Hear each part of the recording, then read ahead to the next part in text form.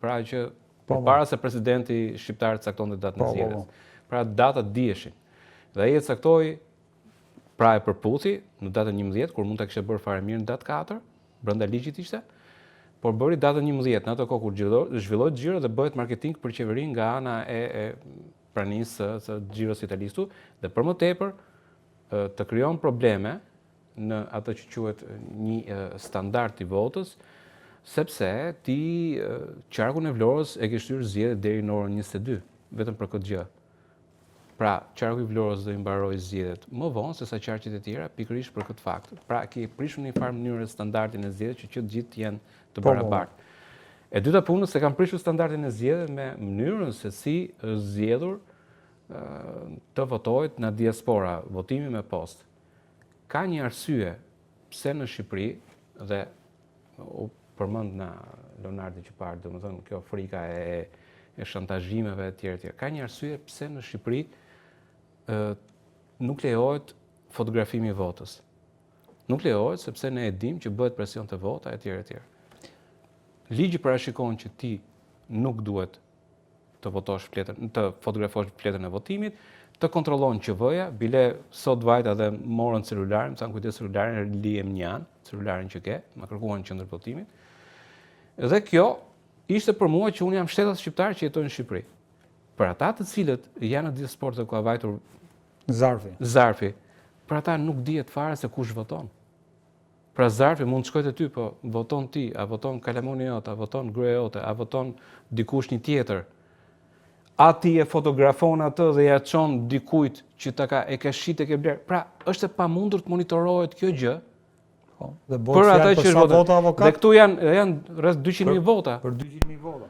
Dhe ky është një standard i dyfisht, ndryshe për shtetet shqiptar që jetojnë në Republikën e Shqipërisë, të cilët monitorohen dhe ndiqen e tjerë, dhe ndryshe për shtetet që jetojnë jashtë.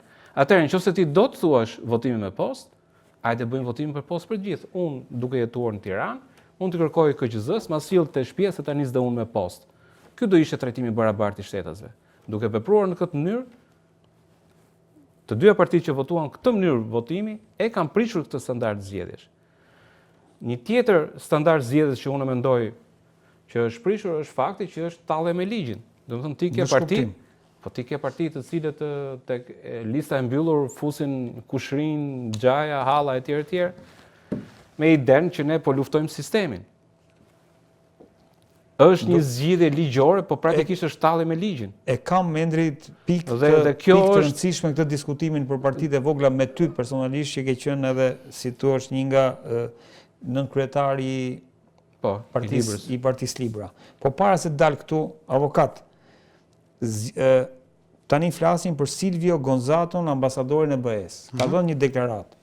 Zgjedhje sotme tepër të rëndësishme për Shqipërinë. Ambasadori i BE-s, Silvio Gonzato, deklaron se po bëj një vëzhgim zgjedhor, kishim informacione edhe për bandat. Unë doja të takohesha me SPAK për të parë punën që po bëjnë, po vëzhgoj se si po ecën puna e bashkëpunimit mes institucioneve për mbarvajtjen e zgjedhjeve në Shqipëri. Marrëveshja e bashkëpunimit institucional po ecën mirë. Incidentet do të hetohen nga institucionet e vendit. Erdha në Fier që mos të mbetem në Tiranë. Isha në Durrës, sepse kishe informacione për bandat. Kishe informacione për bandat edhe në Fier, prandaj erdha këtu. Pra, si mund ta lexoj Mendri këtë deklaratë Silvio Gonzatos në kuptimin e një mesazhi që po jep, po themi sepse në mungesë të një ambasadori në Shtetet e Bashkuara të ambasadës amerikane, i vetmi zëdhënës i perëndimit Shqipëri mbetet Bashkimi Evropian, në rastin konkret ambasadori Gonzato. Si e vlerëson në lidhje me punën në ndërinstitucionale, e vlerësoi si të mirë, incidentet do hetohen më pas. Çfarë do thotë kjo? Sigurisht kemi informacione edhe për bandat, prandaj shkuam në Durrës, prandaj shkuam edhe në Fier. Okej. Tani ke qef ta lexosh domethënë diplomatikisht apo realisht? Si duash ti, edhe diplomatikisht dhe realisht. Diplomatikisht është ashtu siç thot ai. As mish, as peshk. Pra, as me krip, as me sheqer. As mish, as peshk. Po, as mish, as peshk. Si lexon këtë pjesën me SPAK-un që thot. Po, okay. Domethënë thot nga njëra anë thot banda, Se e përmend ai fjalën banda. Po, shkuam në Durrës se kishim informacion për bandat, aktivitet bandave, edhe në Fier erdhëm për shkak të këtij Pra informacioni. sipas ambasadorit të BE-s, këtu ka banda që marrin pjesë në zgjedhje. Së ndryshe nuk e përmendaj fjalën banda aty.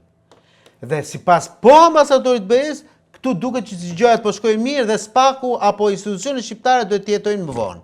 Pse këtë kështu e lexoj. Çfarë lexove ti? Gjërat po shkojnë mirë. Jo, unë dua si e lexon ti. Po unë po merrem. Ti je ekspert. Po unë po merrem.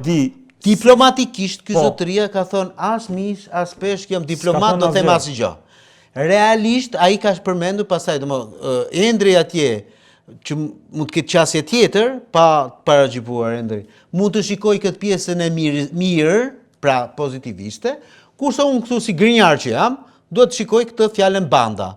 Tani, kur unë lexoj tek ambasadorja i OSBE-s, lexoj në deklaratën e tij fjalën banda, unë them këtu ka diçka jo që nuk shkon, por që është për të vënë kujen. Se ambasadori i BE-s nuk e thot këtë gjë në Rumani, Bullgari, Maqedoni, Kosovë. E tha këtu, dhe çfarë do të thotë? Që do të thotë, duhet kuptojmë. Do të thotë që këto zgjedhje paralajmëron mos njohje zgjedhjesh, se këto po të pyes. Po pra, dhe unë këtë po flas. Se nëse ai flet për banda. Dhe unë këtë po flas. Unë po them domethënë që nëse ky ambasador i BE-s në deklaratën e tij flet për banda, atëherë ai nesër nuk mund të thotë domethënë që këtu që një ditë e bukur me diell. Temperatura 25 gradë ishte gati për të bërë plazh. Se pastaj do duhet domethënë që përgjigjesh veten e tij, ose të na marrin ne për budallënj. Rregull, kjo. E dyta disha ta them që mos e ngatroj. Sot është votuar në disa qendra votimi, ka qenë numërimi elektronik, kryesisht në Tiranë, 101, 3, 5, 8, 9, 10 dhe Burxulli diçka tillë. Kanë qenë disa qendra votimi që kanë qenë me votim elektronik. Votim elektronik. Jo, votim elektronik. Votim elektronik. Që do thotë që numërimi elektronik ka të 10 më duket. Numërimi elektronik ka të 10, që do jepet, domethënë, çfarë do ndodhin, sipas mendimin tim tani mund ta kem dhe gabim, sepse kjo është thjesht qasje. Kjo red do ketë edhe një lloj trendi, po, në orën 10, 11, 12 të natës, që neve do jemi të yshtur për të shikuar a filloi numërimi, kush po fiton e kush po, do jetë për mendimin tim edhe një lloj trendi se nga do maj ka huj votës. Pse e them këtë? Po ta shohim te, okay. Po, pse e them këtë? Njësia 10 në Tiranë njihet si njësi bastioni PD-s. Po. Okej? Në qoftë se aty fiton PS-ja, mos prisni pasaj që PD-ja të fitojë në Elbasan apo në Durrës apo në Vlorë, apo në Gjirokastër. Këtë desha të. Pra mund ta domethënë është një mesazh që mund unë kështu e lexoj, pastaj mund ndikoj po thua. Jo ndikon se votat janë hedhur, po jep perceptimin. Jep perceptimin, jo mesazhin. Jep një perceptim edhe numëruesit. Jep perceptimin se si mund të shkojë. Në kuptimi demoralizon numrin. Edhe një po ta them që të mos keq kuptohem. Njësia 10 është bastioni i PD-s. Edhe 8 madje po duhesh ti. Po 10 ka qenë bastioni i PD-s. Në rregull? Në qoftë se te kjo do verifikohet në 11-12 natës, do tani rezultati zgjedhën 12 natës së kësaj, maksimumi po them. Okej. Aty ka fituar PS-ja, për logjikën time, perceptimi do jetë i tillë që majoranca do jetë në një trend fitus. E kundërta do japi një lloj shprese opozitës. Endri, e para fillojmë me mesazhin e Gonzatos. Avokati thotë që është një deklarat as mish, as peshk. Flet për SPAK-un, vlerëson mirë, le të themi, punën ndërinstitucionale të shtetit shqiptar, për sa i përket, le të themi, asaj task forces që është ngritur për monitorimin e zgjedhjeve apo parandalimin e krimeve zgjedhore. Ndërkohë, thotë dhe përmend faktin që shkuam në Durrës sepse morëm informacion që bandat kishin zbritur në terren, erdhëm në Fier dhe për të parë, për shkak se kishim informacion gjithashtu që bandat kanë zbarkuar në terren. Si e vlerëson këtë deklarat të ambasadorit të Bashkimit Evropian që duhet thënë që është i vetmi zë perëndimor në rastin konkret? Të shikojmë se çfarë do thotë në fund, do thënë se ai mund të thotë morëm informacion për bandat të terren, po informacioni na doli i rrem. Ose morëm informacion, po SPAK-u veproi mirë, ose morëm informacion, SPAK-u s'veproi fare. Domethënë, ai ka lënë gjithë opsionet e hapura vetes që nesër pas nesër në atë raportin përfundimtar të shkojë si çdoi, domethënë. Tani kjo Po janë të hapur sepse gjuha diplomatike është e tillë. Ai mund të dalë nesër po thua dhe të thotë që po, dëgjuam dhe nuk pam gjë. Të jemi të sinqert, nuk pres gjë na bëja.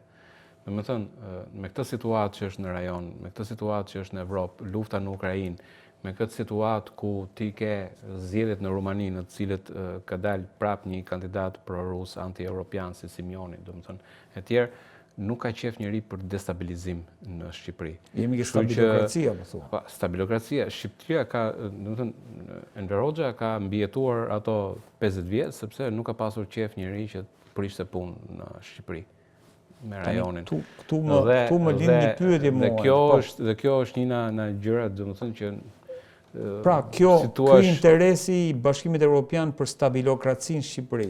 Po nuk është vetëm Jo, unë tash neve na intereson për Shqipërinë. Çdo qeveri e madhe, çdo qeveri e madhe që ka qenë në botë, e ka mbështetur shtetin shqiptar, ose jo shtetin shqiptar, por ka mbështetur qeverinë shqiptare kryesisht, me cilën ka pasur marrëdhënie. Ti ke pasur rasti po themi i 21 janarit, kur të nesërm doli ambasadori amerikan, tha Berisha bur shtetin, megjithëse ishin katër brar në bulevard. Domethënë, nuk të pyet njëri për sa kohë që ti je në pushtet dhe nuk i prish punë për gjëra të tjera, nuk e ka qef njëri që të prishet me ty kot. Për sa kohë që ti nuk kërcenon raporte që janë raporte në rajon, në drejtim të Kosovës, në drejtim të Maqedonisë Veriut, pra kur ti nuk krijon probleme në rajon, me ty ty të mbajnë dhe thonë, Vraj 22. Ata thonë, po kështu e kanë bërë që nga është arsye që nuk pres ndonjë gjë të madhe. Brukseli do thotë ato që tha pas asaj ngjarjes në Banjës ku duhet hetuar, duhet bërë, po në fund ditës sa do ketë hetim, do ketë gjë. Po, shiko, problemin ata shohin ato që quhet bigger picture, në kuptimin kanë hall që rajoni mos shpërthej, sepse tani kanë dhe hallin në Ukrainës, këtë më tepër se sa faktin po themi domethënë mos ja prishim Endri thotë mos ja prishim gjumin e Edi Ramës, reatin e Edi Ramës në këtë. Mos ja prishim reatin e Edi Ramës sepse na destabilizon Shqipërinë, rajonin, Ballkanin dhe të rrim Edi Rama aty pavarësisht se shqiptarët mund të jetojnë. Se thotë Endri këtë, thotë Gonzato. Ora avokat se po na akuzon të dyve më për këtu. Unë thash se ti thash BE-ja kështu thotë shumë. Unë mbyll gojën apo jo, në rregull. Gjoça po themi. Se po thot Gonzato thotë Endri. Edhe un po them interpretimi që po i bën Endri, dhe un po them interpretimi që po i bën Endri, jo ato që do Endri, po interpretimi që po i bën është një lloj që këta të BE-s apo të Amerikës po i thon shqiptarëve, hani bar, mos kërkoni demokraci, mos kërkoni asnjë gjë, sepse na prishni punë neve për stabilokracinë që ne po vendosim këtu në ato. Mes kësaj deklarate thotë Endri. Po pra, nëse këta shqiptarë që po më gjoj këtë budallajn që kanë përpara, duhet ta besojnë kështu? Po më besojnë burrë. E majtë 45 vite në Rusë ta mbajnë. Po burras misha spesh këtë. Po pra, dhe un po interpretoj të njëjtë gjë dhe po them edhe një herë shqiptarëve, këta stabilokraci do thotë as misha spesh. Po ashtu është, më. Ç'është? është? Thua gjithçka për të mos më thon asgjë. Thua një gjë të madhe fare, që në thelb nuk e thën asgjë. Thua nga njëra anë thua band, erdhën për t'i parë bandat dhe Endri thotë nesër do thonë që s'po. Po shumë mirë ka pra, për pimi kafe me bandat? Po i quan banda atë. Po ku janë bandat thotë ai? Jo, pyetja ime është ti të kund. Ka me parpanic ky se s'do ta prish gojën ta thotë këtë fjali në Rom, në Berlin, në ku diu në Kopenhagen? Por në Shkup, a ka këtë mundësi ta thotë? Është në ligjërimin e opozitës fjala band dhe ne erdhëm tha ta shohim. Ore edhe një tjetër. Nuk është nuk është. Ore ti ai nuk merr fjalën e opozitës dhe vën gojën e tij jamër. Ai në farë mënyrë, nuk është rastësi që përmendi qarkun e Durrësit. Në përgjimet e Skype-s është pikërisht deputeti Shërbia që ka qenë në qarkun e Durrësit, plus edhe të tjerë që ishin elementi kriminuar në qarkun e Durrësit. Orari i mbylljes në qendrat në Vlorë mbetet i pandyshuar sipas vendimit fillestar të KQZ-s. Se ku do të stacioni nesër mëngjes? Donin me që tha Endri në orën 22. Se e verifikova se thash gjithsesi. Dhe pra ideja është që në rastin e deklaratës, domethënë nuk është rastësi që përmendet qarku i Durrësit, sepse në qarku i Durrësit kanë ardhur ato përgjimet e SKCC-s.